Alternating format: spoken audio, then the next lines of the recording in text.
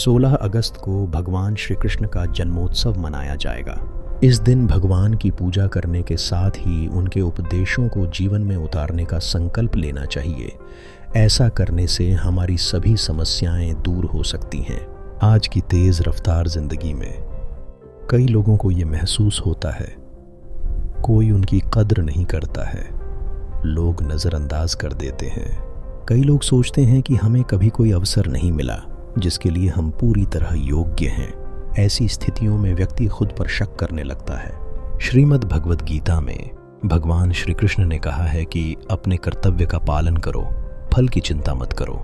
ये बात केवल युद्ध तक की नहीं है, ये जीवन प्रबंधन की एक महत्वपूर्ण शिक्षा है। जो लोग इस बात को जीवन में उतार लेते हैं वे शांत हो जाते हैं। ऐसे लोगों को इस बात से फर्क नहीं पड़ता है कि कोई उनकी कद्र करता है या नहीं। वे लोग सिर्फ अपना कर्तव्य पूरी ईमानदारी से निभाते हैं और सुखी रहते हैं।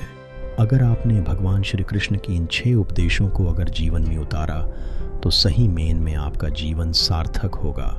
नंबर 1, बाहरी लोगों को महत्व न दें, सही काम करें। जब हम अपने आत्मसम्मान को बाहरी लोगों की सोच पर आधारित कर लेते हैं तो हम अस्थिरता का शिकार बन जाते हैं। कल्पना करें कि आप अर्जुन हैं, कुरुक्षेत्र के युद्ध भूमि पर खड़े हैं। एक ओर परिवार, मित्र, समाज है, दूसरी ओर आपका धर्म, कर्तव्य और जीवन का उद्देश्य। निर्णय कठिन है क्योंकि आप सोचते हैं कि लोग क्या कहेंगे। भगवान श्री कृष्ण ने अर्जुन को जो संदेश दिया वह आज भी उतना ही प्रासंगिक है। भगवान ने कहा है कि दूसरों की वाहवाही या आलोचना से अपने मूल्य का निर्धारण मत करो। जो काम आपको सही लगता है, धर्म के अनुसार है, वही कीजिए।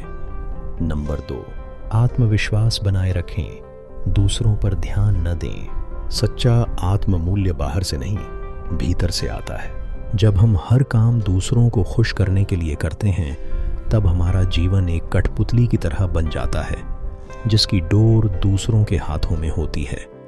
लेकिन जब हम अपने मूल्यों, अपनी अंतरात्मा और अपने उद्देश्य से प्रेरित होकर कार्य करते हैं तब हम स्वतंत्र होते हैं।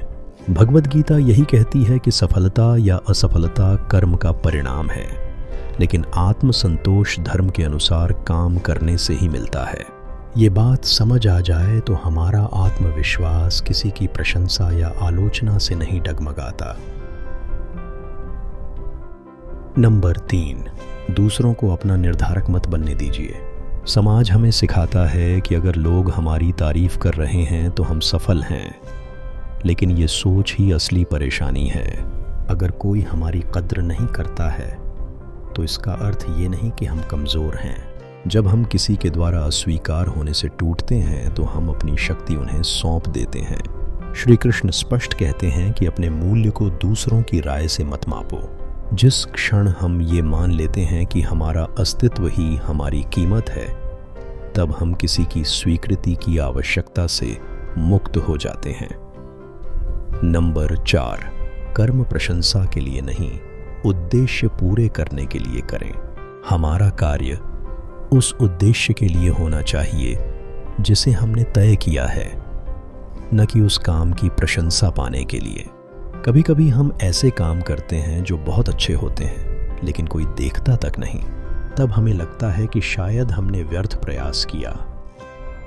ऐसी स्थिति के लिए श्री कृष्ण का संदेश है कि कर्तव्य करना ही धर्म है, उसकी मान्यता की चिंता करना व्यर्थ है।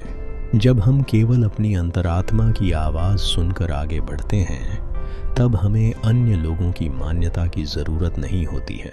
कर्म ही पूजा है और पूजा के लिए दर्शकों की आवश्यकता नहीं है।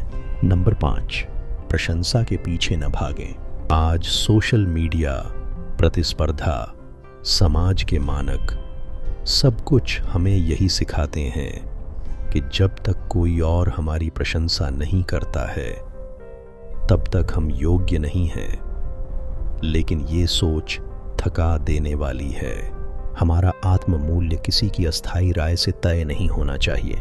हम तब भी मूल्यवान हैं जब कोई हमारी प्रशंसा न करे और तब भी जब कोई हमारी आलोचना करता है। ये समझ ही हमें आंतरिक शक्ति देती है, वह शक्ति जो अर्जुन को मिली जब उसने अपने आत्मसंदेह को छोड़ा और युद्ध भूमि में अपने कर्तव्य को अपनाया। नंबर 6, स्वयं को पहचानिए, आत्मविश्वास बनाए रखें। जब हम ये समझ लेते हैं कि हमारी कीमत दूसरों की सहमति से नहीं बल्कि हमारी आत्मिक स्थिति से आती है, तब जीवन का दृष्टिकोण बदल जाता है। हम फैसले आत्मविश्वास से लेते हैं, हमारा कार्य उद्देश्य से प्रेरित होता है और हम शांति में जीते हैं, चाहे बाहर कैसा भी कोलाहल हो। श्री कृष्ण ने अर्जुन को युद्ध जीतने के लिए नहीं, स्वयं को जीतने के लिए प्रेरित किया। जब हम खुद को पहचानते हैं, स्वीकारते हैं और सम्मान देते हैं, तो बाहरी दुनिया चाहे जैसी भी हो, हमारा जीवन संतुलित और शांत रहता है। अपने आत्म मूल्य के स्वामी स्वयं बनिए, न कि दूसरों की राय के दास, क्योंकि स्वयं की दृष्टि में मूल्यवान होना ज्यादा जरूरी है।